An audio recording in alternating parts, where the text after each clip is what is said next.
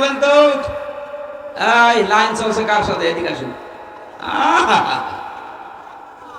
দুই হাত তুলিস, মানে দাড়ি মুখে নিয়ে লজ্জা করেন আপনার? কার সাথে লাইন আছে আপনার বলেন? আপনার ভাবির সাথে না প্রতিবেশীর স্ত্রীর সাথে? শালীর সাথে? যার সাথে লাইন থাকে এই মুহূর্তে তওবা করেন, মোবাইল নাম্বারে না নাম্বার ডিলিট করে দিন। দেন না না, আমি হাসির জন্য বলি না, যাদের যার সাথে লাইন আছে এই মুহূর্তে নাম্বার ডিলিট করেন। মেয়ে লোকের সাথে গল্প করা জায়েজ নেই, শুধু 14 জন মেয়ে লোক ছাড়া। কয়জন? আপনার নিজের মা, নিজের আপন বোন, নিজের ফুফু, নিজের আপন খালা, নিজের পুত্রবধূ, ভাইয়ের মেয়ে, বোনের মেয়ে, এরকম 14 জন মহিলা আছে স্ত্রী। এর বাইরে যদি কারো সাথে গল্প করতে চান মোবাইলে, প্রথমে সালাম দেওয়ার পরে যদি দেখেন যে না এই 14 জনের গলার মতো হচ্ছে না, কেটে দেবেন। জায়েজ নেই কথা বলা। কিসের কথা বলবেন আপনি? আপনি কি মাসলা মাসাইল জানেন যে আপনাকে মাসলা জিজ্ঞাসা করে? আমার এই মোবাইলে যত কল আসে বিভিন্ন মাসলার জন্য, যদি আমি গল্প আরম্ভ করি ঘন্টার পর 24 ঘন্টা গল্পই করা লাগবে। এই 2 দিন আগে মালয়েশিয়া থেকে, ইন্দোনেশিয়া থেকে, ওরা তো এই ফেসবুকে চেহারা দেয় না, এমন এমন সুন্দর করে কাটিং দেয়, আপনি দেখলে পাগল হয়ে যাবে। এ দিয়ে প্রথমে মেসেজ দেয়, মেসেজের রিপ্লাই দিলাম যে কি কোনো সমস্যা, কিছু দরকার, তারপরে আর কিছু দেয় না। তার মানে যদি কল ধরতাম, কথাবার্তারা এমন ভাবে শুরু করতো, ওইটা ওরা রেকর্ড করে ইন্টারনেটে দিয়ে বলতো এই দেখেন হামজা। আমার 12টা বেজে যেত না। একবার সেই কি ট্রাক যেন, মোরাদ ট্রাক, টাকলা মোরাদ, 6 মিনিট 32 সেকেন্ড শুধু ফাঁস হয়ে গেছে। ওর মন্ত্রিত্ব গেছে, এমপি গিরি গেছে, দল থেকে বাদ দিয়েছে। আর আমার যদি কিছু ফাঁস হয় একেবারে উল্টোপাল্ট হয়ে যাবে না? এই জন্য আমি পারতপক্ষে আমার এই 14 জন মহিলা বাদ দিয়ে কেউ যদি কল দেয়, মাসলা মাসাইল জিজ্ঞাসা করবেন, আমার পাশে যে হোসাইন হুজুর থাকে বলে দেয় না, ও বলে যে আমি হামজা বলছি, যা বলবেন বলেন। কথাবার্তা শেষ, যদি মাসলা যদি জানা থাকে বলে দিই যে এটা বলে দেন, না হলে দরকার নেই। মেয়েদের সাথে কথা বলার ব্যাপারে খুব সেনসিটিভ থাকা লাগবে ভাই। এটা কিন্তু রেকর্ড হচ্ছে। আপনি মনে করছেন কি আর রেকর্ড করবে মানে? আমি নিজে রিমান্ডে যেয়ে দেখেছিলাম, ওদের যে মেশিন আছে অত্যাধুনিক, এই যে বাটন মোবাইলে যারা কথা বলে, অনেকে বলে যে ফেসবুকে এরপরে হোয়াটসঅ্যাপে কল দিলে ওরা টের পায় না। কে বলেছে আপনাকে টের পায় না? সব ওরা দেখতে পাচ্ছে। এমন অত্যাধুনিক মেশিন নিয়ে এসেছিল এই সাতক্ষীরা মাওলানা আমিরুল ইসলাম বেলালি, নাম শোনেননি? ওই যে কলারওয়াই বাড়ি। আমি যেই দিন ধরা পড়লাম তার পরের দিন ওই ভাই কল দিয়েছে আমার বাড়িতে। আপনি চিন্তা করতে পারেন, সাতক্ষীরার কেউ কল দিলে সেটা রেকর্ড করে পরের দিন রিমান্ডে আমার শোনাবে, কল্পনায় আসে? আমার তো জীবনেও কল্পনায় আসে না। অথচ দেখি উনি কল দিয়েছে, সেটা ওরা রেকর্ড করে আমার বলছে এই দেখেন কিভাবে কি বলেছে, আপনি যা বলছেন একটা কথাও মিলছে না। আমি তো আর জানি না, যেদিকে গোপনে গোপনে সব এদিকে সেট করা আছে। যার সাথে কথা বলবেন খুব হিসাব নিকেশ করে। এমনকি মোবাইলে স্ত্রীর সাথে যে কথাবার্তার রংঢং দিয়ে বলেন, যদি বলতে পারেন এটা সওয়াব হবে। কিন্তু আমার মনে হয় মোবাইলে এগুলো বলা ঠিক না, কারণ ওই শয়তানরা অফিসে বসে বসে সব দেখে। আরো কিছু গোপন বিষয় আছে, আমি নিচে নামতে পারছি না। আপনারা সতর্ক থাকবেন এই বিষয়টা। যারা পরকীয়া প্রেমী আছেন, যেহেতু এটা অবৈধ কাজ, একটা হারাম কাজ। আজ কত মানুষ এভাবে 2-3 মাস, 5 মাস, 6 মাস, 1 বছর লাইন করে আর পাত্তা দিতে চায় না। তখন দেখা যাচ্ছে মেয়ে যে বাড়িতে বলে যে আমি অনশন করলাম, আমার বিয়ে না করলে আমি মরে যাবো। এই দেশে হয় না, এলাকায়। এই জন্য আমাদের সতর্ক থাকা লাগবে। আল্লাহ আমাদেরকে নিষিদ্ধ কাজগুলো ঘৃণা করে ছেড়ে দেওয়ার তৌফিক দিন, বলেন আমিন। সম্মানিত মা বোন যারা এসেছেন, খাদিজাতুল কুবরার দিকে আপনারা তাকান। জীবনে মহিলা 1 ওয়াক্ত নামাজ পড়েনি। আমাদের এই মা 1 ওয়াক্ত নামাজ পড়েনি, একটা রোজা রাখেনি, জীবনে একটা দিনের জন্য পর্দায় ছিল না।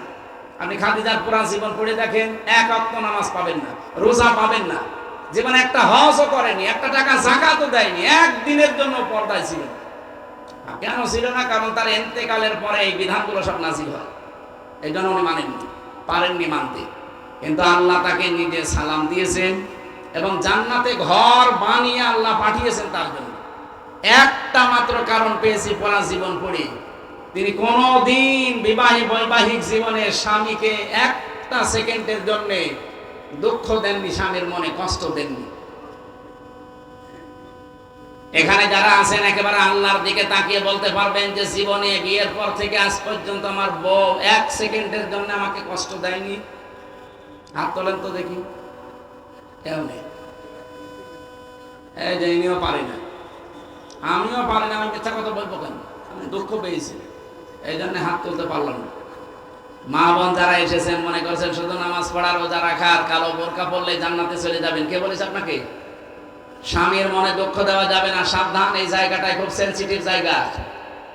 বাইরে থেকে আসলে সংসারের সব কাজ বাদ দিয়ে স্বামীর পেছনে সময় দেওয়া লাগবে। এটা আপনার সবচাইতে বড় ইবাদত। আজ পারিবারিক জীবনে ছোটখাটো বিষয়গুলো আমরা কন্ট্রোল করতে পারি না, এই জন্য আজ অশান্তির দাবানল চলছে। আমি জেলে বসে বসে কয়েকটা ছোটি বই লিখেছিলাম মেয়েদের এই জীবন নিয়ে, পারিবারিক জীবনের সমস্যা, দাম্পত্য জীবনে এবং তার সমাধান। এই বইগুলো আনতে পারেন। এখন গাড়িটা নষ্ট হয়ে পড়ে আছে যশোরে, আমি অন্য একটা গাড়ি নিয়ে এসেছি। ওরা নিয়ে এসেছে কিনা আমি জানি না, এসেছে। যদি এনে থাকে তাহলে ওনাদের কাছে নিয়ে আপনার স্ত্রীকে, মাকে পড়ায়েন।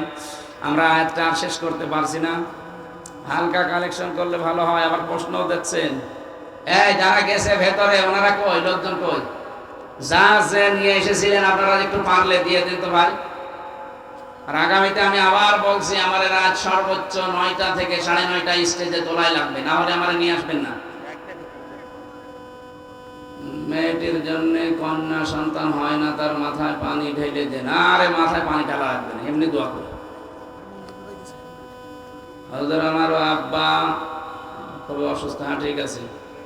কই আপনারা গেছেন ভেতরে? কই লোকজন কই আপনার? সেই লোকটা কই? একটা লোক তো দেখি না। কালেকশন বারবার করেছেন তো এই জন্য মানুষ তো বিরক্ত। এখন 12টা 10 বাজে, এখন তাহাজ্জুদের সময়, আমি আর টানতে পারছি না। আল্লাহুম্মা আমিন। লা ইলাহা ইল্লা আনতা সুবহানাকা ইন্নী কুনতু মিনাজ জালিমিন। আল্লাহুম্মা গফিরলি ওয়ারহামনি ওয়াহদিনি ওয়াফিনি ওয়ারযুকনি ইয়া রাব্বাল আলামিন। আল্লাহ বিশাল আয়োজনে যারা আশ্রম দিয়েছে এই মানুষগুলোকে কবুল করে নাও। এলাকায় মাটির নিচে যারা ঘুমিয়ে আছে এদেরকে তুমি ক্ষমা করে দাও।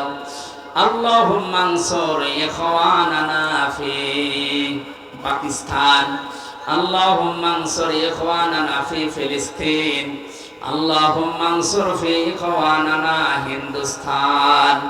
রব্বুল আলামিন মুসলমানরা যেখানে কষ্টে আছে, মুসিবতে আছে, তাদেরকে তুমি বাঁচাও। এই সাতক্ষীরার মাটির নিচে যারা ঈমান নিয়ে ঘুমিয়ে গেল এদেরকে মাফ করে দাও।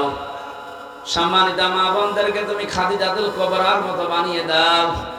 আল্লাহ স্বামী সংসারে যাদের অশান্তি আছে মেহেরবানি করে শান্তি দান করো রব্বুল আলামিন। ওরা আজকে মসজিদগুলো ভেঙে দিচ্ছে, নবীর ঘর মাদ্রাসা মাটির সাথে মিশিয়ে দিচ্ছে, ছোট ছোট মাসুম বাচ্চাদেরকে তারা বিনা কারণে শহীদ করছে। এই পৃথিবীর নিকৃষ্ট জাতি ইহুদি এবং মুশরিকদেরকে দুনিয়ার জমিন থেকে হালাক করে দাও। মুসলমানদেরকে তুমি ঐক্যবদ্ধ হওয়ার সুযোগ দাও। আইলা মাহফিলের সম্মানিত সভাপতি, প্রধান অতিথি, বিশেষ অতিথি আমরা যারা এসেছি, যে ভাইয়ের মাধ্যমে আসলাম, আইলা আমার দিনে চাকরি করে মঞ্জুরুল ভাই, তার শ্বশুর বাড়ি এলাকায় এই জামাইটাকে তুমি কবুল করে নাও। যত সদস্য জান প্রাণ দিয়ে কষ্ট করেছে আল্লাহ সদস্যদেরকে মঞ্জুর করো আল্লাহ। এলাকায় আমার একজন বন্ধুর বাড়ি মাওলানা আশরাফুজ্জামান আল আসাদি, আল্লাহ তোমার এই গোলামকে কবুল করে নাও। যত মানুষ আমরা হাত তুলেছি, কখন কার কাছে আজরাইল আসে জানি না। আজরাইল আসার আগে জীবনে যেন একটু দেখে মরতে পারি। 56,000 বর্গ মাইল তোমার কালাম দিয়ে চলছে রব্বুল আলামিন, এটা দেখে মরার তৌফিক দিও। এই সাতক্ষীরাটা বড় মাসলুম জেলা, বহু টর্চার, জুলুম, অত্যাচার, নির্যাতনে জেলার উপরে গিয়েছে। আল্লাহ তুমি এদেরকে আবার ঘুরে দাঁড়ানোর তৌফিক দাও। কোরআনের পতাকা এই জেলা থেকে তুমি উড়িয়ে দাও। ফ্যাসিস্ট যারা, খনি যারা, হাজার হাজার মানুষের জীবন যারা নষ্ট করে দিয়েছে, আল্লাহ তুমি জমিন থেকে তাদেরকে হালাক করে দাও। আল্লাহ তাআলা এই সাতক্ষীরায় তোমার একজন গোলাম মিলন বহু কষ্ট করে আমাদের জন্য, আল্লাহ তুমি তার জীবনটাকে পরিচ্ছন্ন করে দাও, তার কষ্টটাকে দ্বীনের জন্য কবুল করো। জীবনের শেষ কথা আমাদের সকলের মুখে তুমি বের করে দিও, লা ইলাহা ইল্লাল্লাহু মুহাম্মাদুর রাসূলুল্লাহ। আসসালামু আলাইকুম। আছে বইটা আছে স্টেজে, বই শেষ হয়ে গেছে ভাই, আমি জানি না। আর ওটা গাড়িতে যশোরে তো নষ্ট হয়ে আছে। আগামীতে কোনো জায়গায় এখানে যে লাভসা আছে না, লাভসা কত দূর এখান থেকে? 8-10 কিলো। এই লাভসায় আমার মনে হয় পরশু দিন আছে 11 তারিখে। ওটা কয়টায় তা তো জানি না। কয়টায়? 9:30টায়। 9:30টায় আমি সময় পেলে ওখানে আসবেন, দেখা হবে ইনশাল্লাহ।